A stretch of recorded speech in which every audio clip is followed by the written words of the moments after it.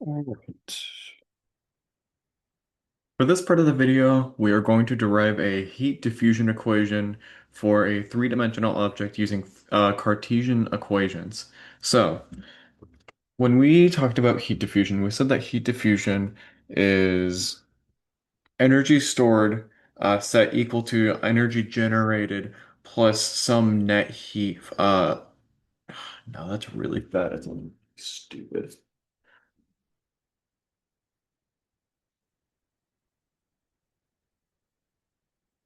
All right, in this part of the video, we are going to be deriving a heat diffusion equation for a three-dimensional object using Cartesian equations. So let's go ahead. I'm going to write a scenario where we have this three-dimensional object and we have some heat approaching it. I'm going to have it approach in the x coordinate. It's going to come out of this cross-sectional area of our three-dimensional object. So how would I write some heat diffusion equation for this system? Well, we know for the energy stored within our system, we have to consider the density of the object, the heat capacity of the object, and some temperature gradient over some period of time, right? This is our energy stored equation. Basically, if you want to rationalize this, as heat is absorbing, you have to consider how much of that material there is. You have to consider how much heat it can store for measurable energy. And then we have it along some temperature gradient over some time as it begins to heat up. So this is our energy stored. What we also have to consider is the energy generated in the system. Uh, this is unique in this case because this is a volumetric study. So our energy generation is heat multiplied by some volume, which in this case, I've already marked down here. The way we can imagine this is that we have our x-plane and that we have the change of x following our three-dimensional object. And so you can do this for all sides, into which you get dx multiplied by dy multiplied by d of z. This is sort of our volume, if you will, for this analysis. Okay, so that's good. We have an analysis for energy stored and energy generation. Now we need to find the big part of this equation, which is the net heat flow. So I am going to do this for all coordinates, x, y, and z, but I will be doing most of the work for x and kind of copy and pasting for other axes because it's pretty simple. They all follow the same rationale. So again, let's go back to this equation where we said we had heat coming in from the x-axis and it's essentially going through our object here. So what we can say is the heat net in this case equals what's going. Sorry, I don't know what that was.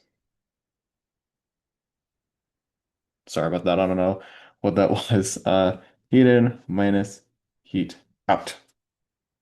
So how can we find heat in versus heat out? Well, what we can say is we have Q coming in the beginning here. This is when Q is in its rawest form. It hasn't been interrupted by material yet. But it travels along this d of x until we get Q of x plus d of x.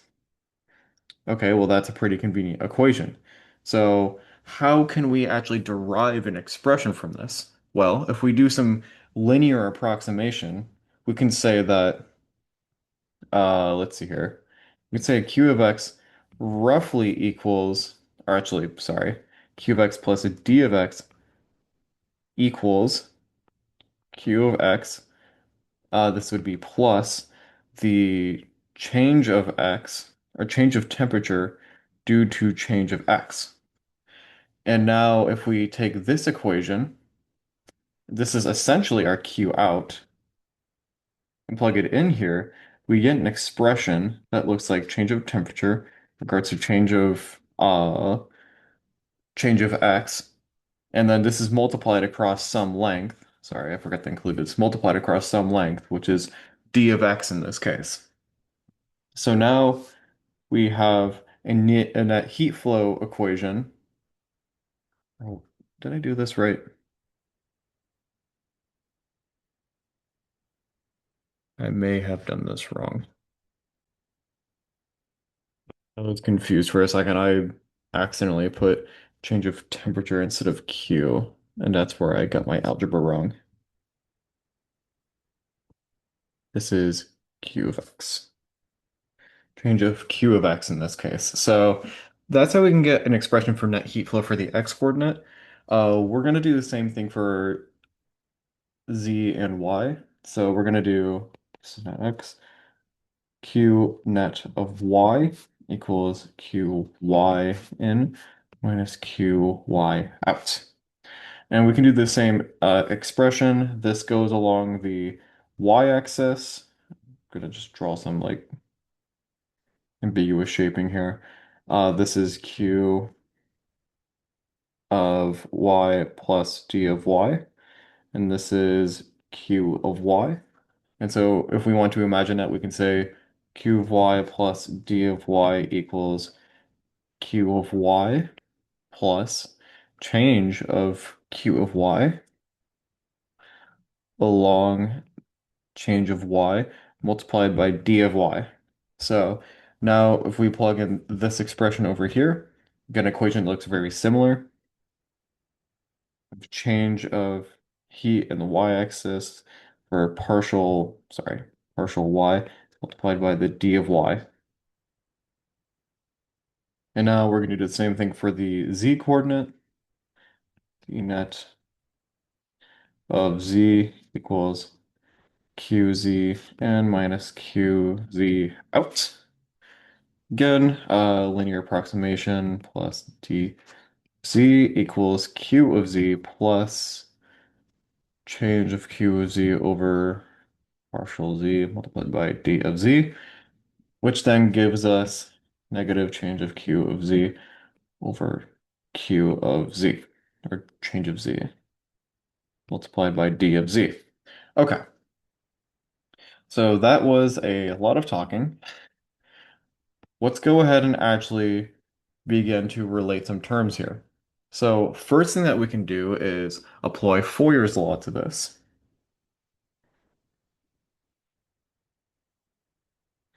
which if we remember is Q equals negative thermal conductivity multiplied by the cross-sectional area, which is related to the change of temperature over some gradient in this case, which I'll just leave as this for now. This can be X, Y, or Z.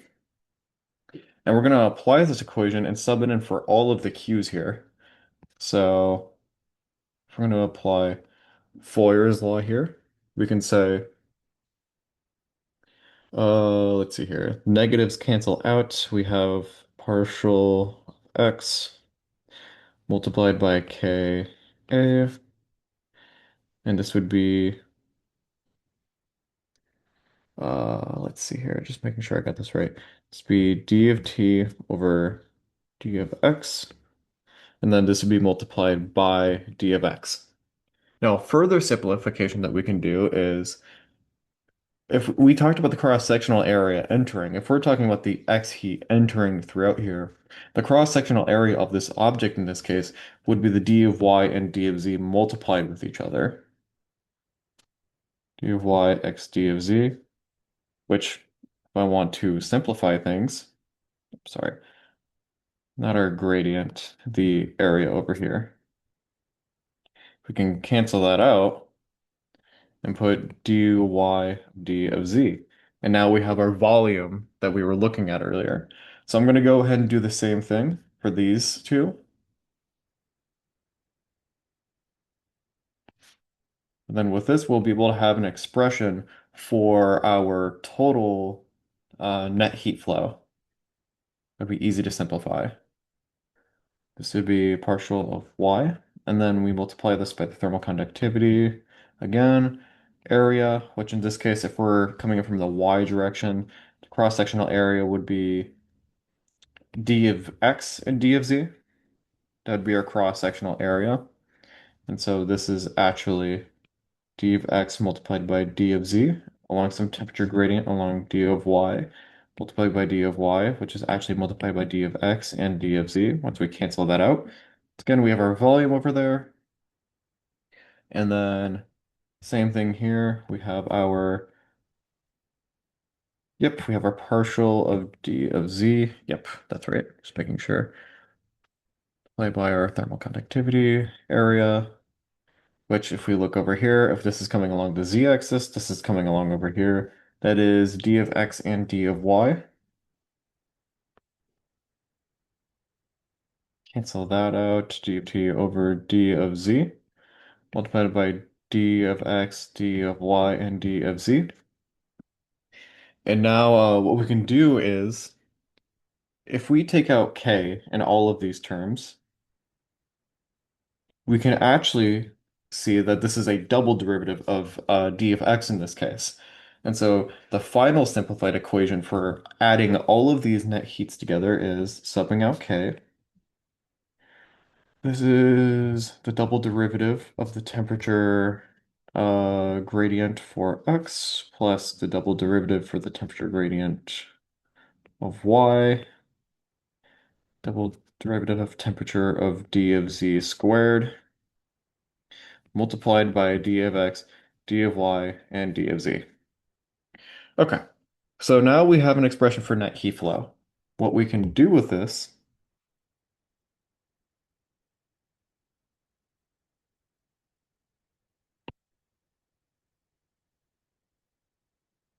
is we can make our diffusion equation by saying this plus q of d of x, d of y, and d of z equals our density times heat capacity multiplied by some temperature gradient over, some temperature gradient in regards to time.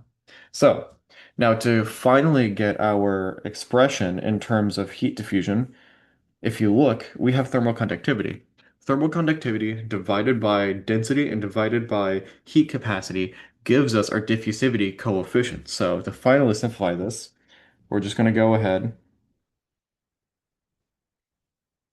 Oh, I'm actually sorry. I forgot one major term here. This is this isn't due to anything. This has to be due to some volume of a system over here. Otherwise, this entire equation makes no sense, especially with density involved. The units wouldn't cancel out. Sorry about that. This is multiplied by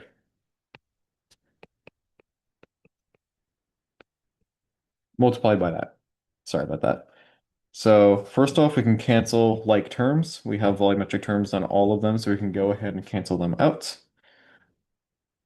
And now we can divide by pressure and heat capacity on all sides.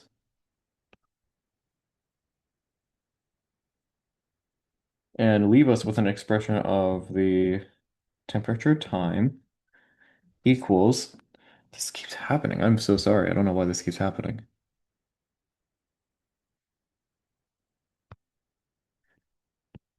Over density, heat capacity, plus, and remember K divided by density and heat capacity equals our thermal conductivity coefficient.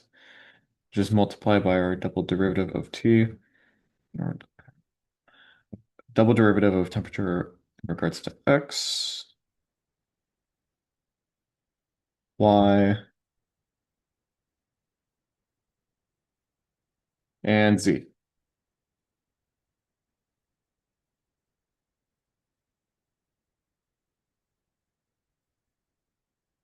All right, and that's how you do that.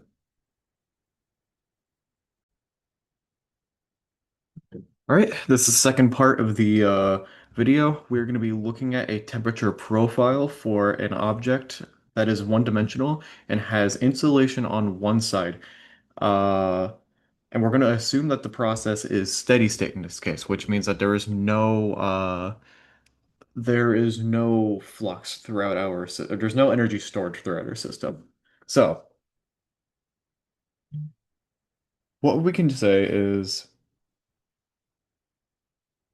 we have a very simplified version of the equation that we solved for. So we do have some energy being generated,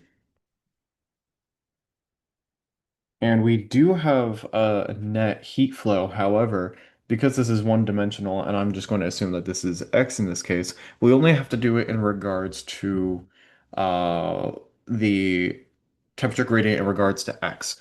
And the other assumption, and the other thing that we can say too is because there is no energy stored throughout our system, or that it just equals zero, that rather than a diffusivity coefficient, we're just left with the thermal conductivity in this case. So this would be K multiplied by dt. Uh, this is T over the double derivative of X. Yes, that is correct. And then we're also told there's insulation on one side, which basically means if we take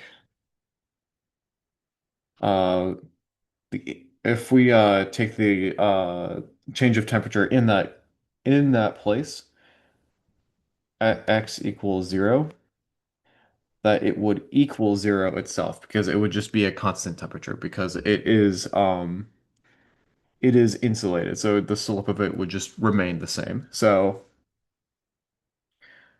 or I should say, sorry, the change of temperature at the insulation is zero in this case because insulation would just keep the same temperature and would be uniform throughout. So there is no slope, which means that it would equal zero in that case. That's the only other piece of information that we know. And now we have to sketch a temperature profile for the system. So the way that we're going to do that is by trying to obtain T of x and then try to graph it out, or at least have some reasonable way of knowing what it would look like if we did calculate it. So, knowing that we're solving for T of x, I'm going to go ahead and show the generation on the other side. I'm also going to divide by the thermal conductivity just to single out our temperature gradient equation. I'm going to make sure I draw this negative more clear so I don't forget about it. And then what I'm going to do is integrate by our first term. And this is where the initial condition comes very handy. So when we integrate this, we have negative of Q generated over K multiplied by X equals our change of temperature and change of X. And now something we have here is that we have C1. We need to figure out what C1 is, and that's why this initial condition is so important. Let's take this at X equals 0. So this would turn into 0 at X equals 0.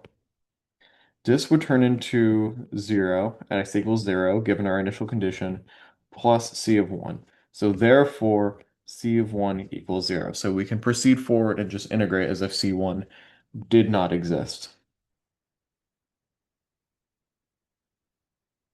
So now that we've integrated it, or proven that c1 equals 0, we can just integrate again. And when we do that, we get our t of x. And this is equal to negative q of generation. And then this would be 2k, because it'd be divided by 2, for it being x squared plus c of 2. Now, we don't have an initial bound condition for c of 2. However, what we can do is we can sub in a value of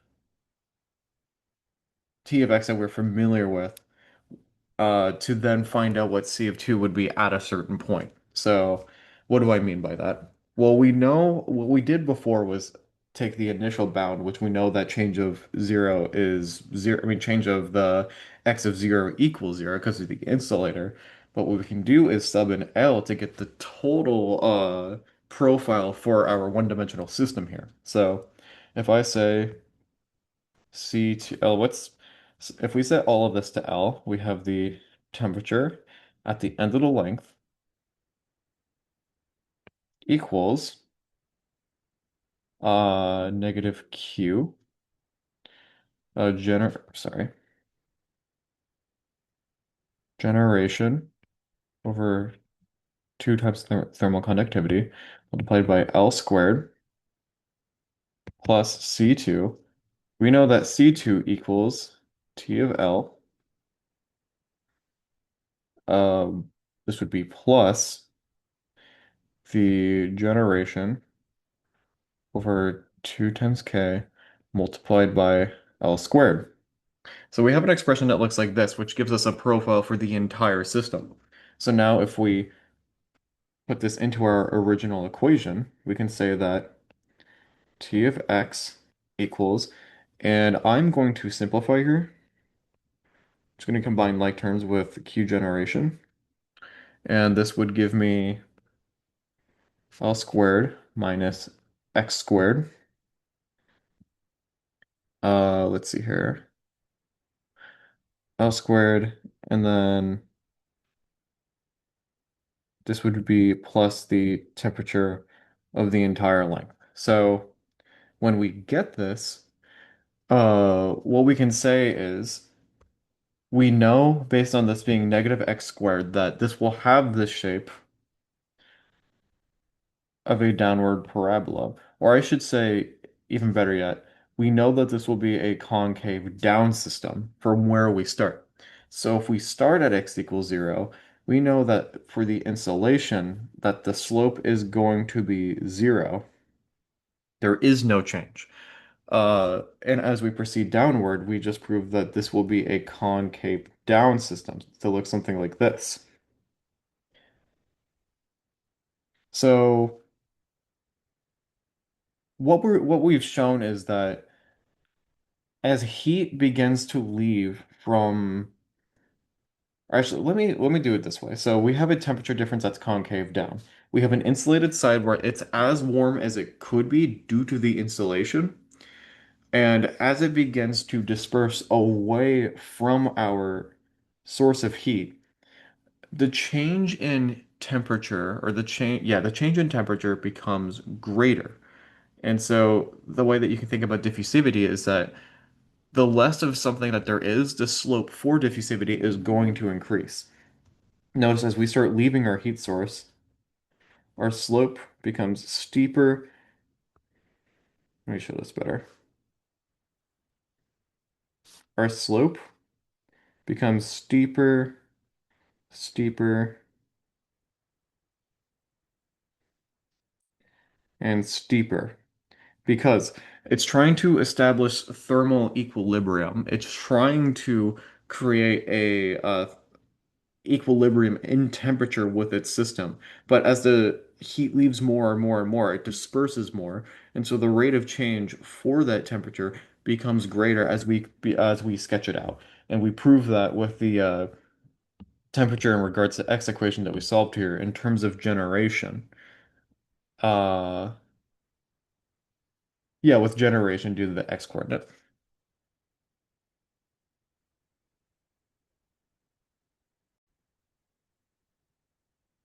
All right.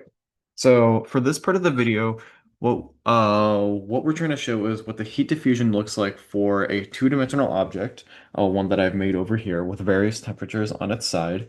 And we are going to do this by simplifying the equation that we had first solved for in part A, the heat diffusion equation. And we're going to simplify this such that we can solve it with a system that is in steady state, that has no generation, and is only two-dimensional. So I'm gonna first apply those assumptions. I'm gonna say that this is steady state, so the change of temperature in regards to change of time is consistent. And we know that there's no generation, and we know that the what is it? We know that this is only two-dimensional, so I'm gonna just remove z in this case to only keep it x and y. And so we have our thermal conductivity, not thermal conductivity, our heat diffusion coefficient multiplied by our double derivatives of temperature and x and temperature and y.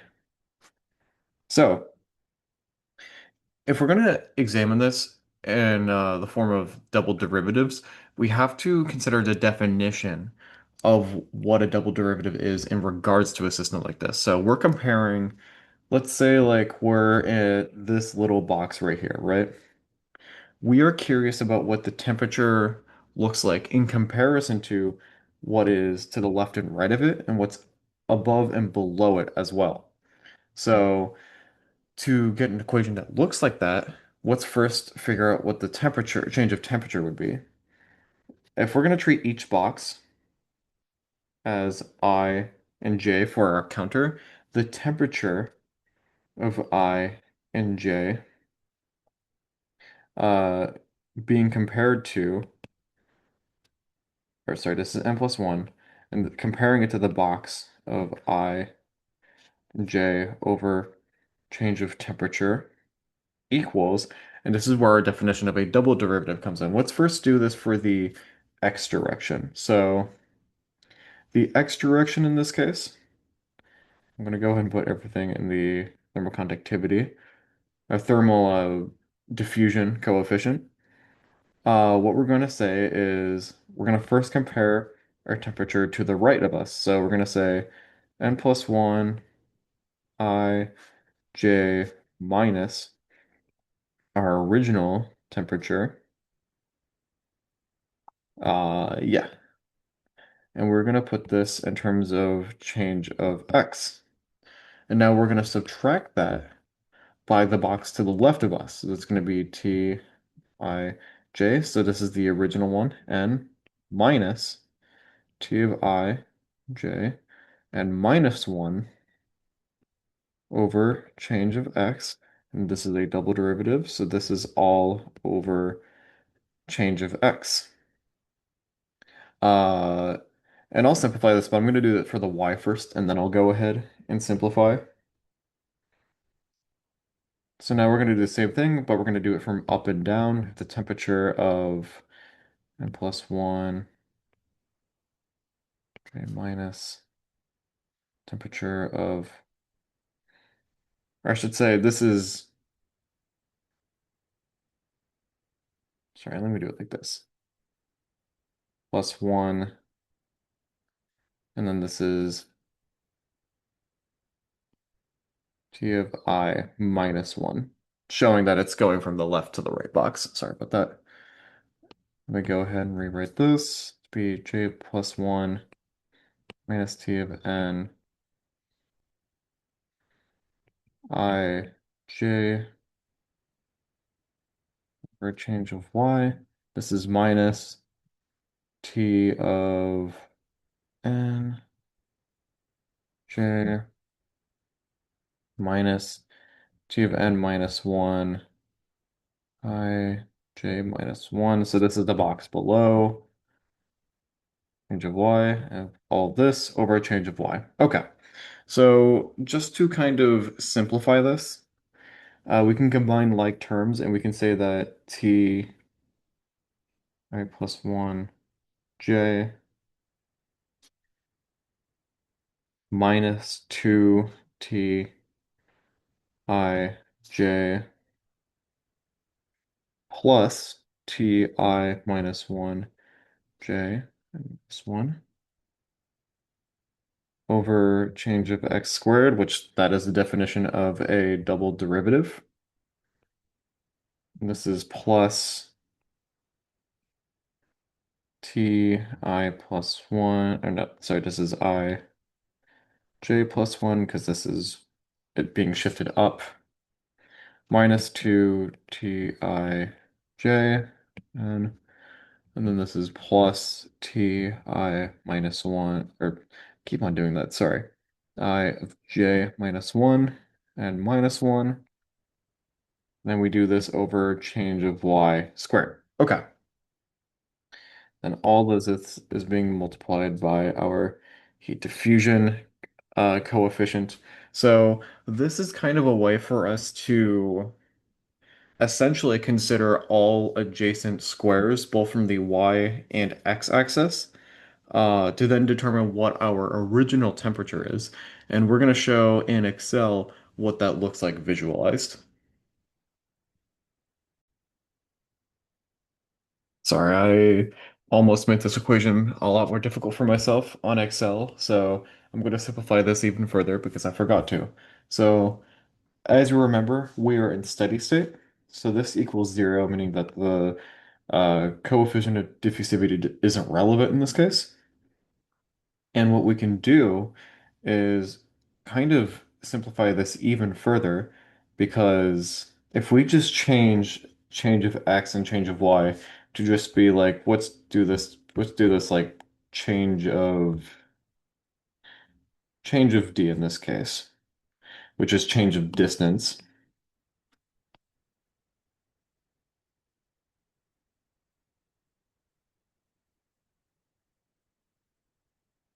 If we notice, this is also set equal to 0, so we can also remove these terms.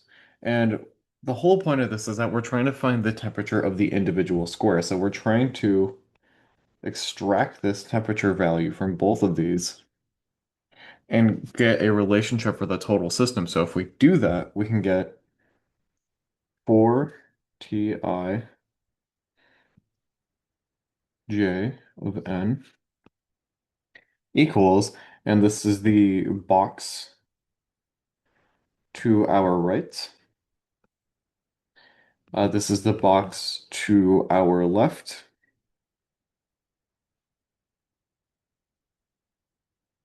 This is the box up above.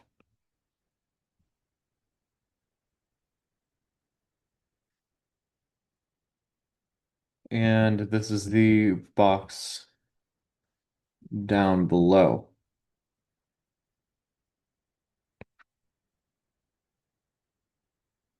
Now we're going to divide this by 4.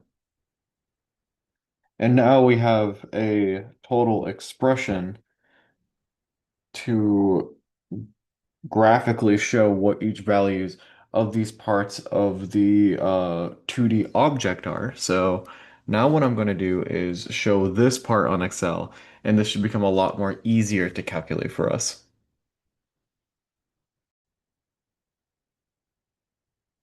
All right, so in this part of the video, we're going to be using the equation that we have extracted, and we are going to uh, show how it works in Excel. We're going to visualize how we would find the heat diffusion for this equation. So the way I'm going to do this is I'm going to first make the boundaries in this case. I'm going to say that this is uh, bound U, just up. This is bound R, just right. This is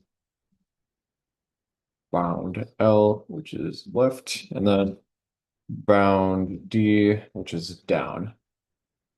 Oh, shoot. So for each of these values, I'm just going to say we had this at 300. I think this is 200. This is 125, and that was 100. And now I'm going to go ahead, create names from selection. This is left row. So now I have this, and I'm going to go ahead and just make a big rectangle here. This is going to be, actually, let's start with this. This is going to be equal bound of up. This is the top of our rectangle. This equals bound to our right. Go ahead and drag this guy down. This equals bound down. Now we're going to go ahead, drag it over there, and then we're going to set this equal to bound left. And this is kind of our rectangle, I suppose, for this equation. So from what we derived from, we know that the equation is comparing the box to the right plus the box to the left plus the box to the right plus the box below, and then dividing it all by 4. Oh, forgot to put a parenthesis there. Something like that. Okay.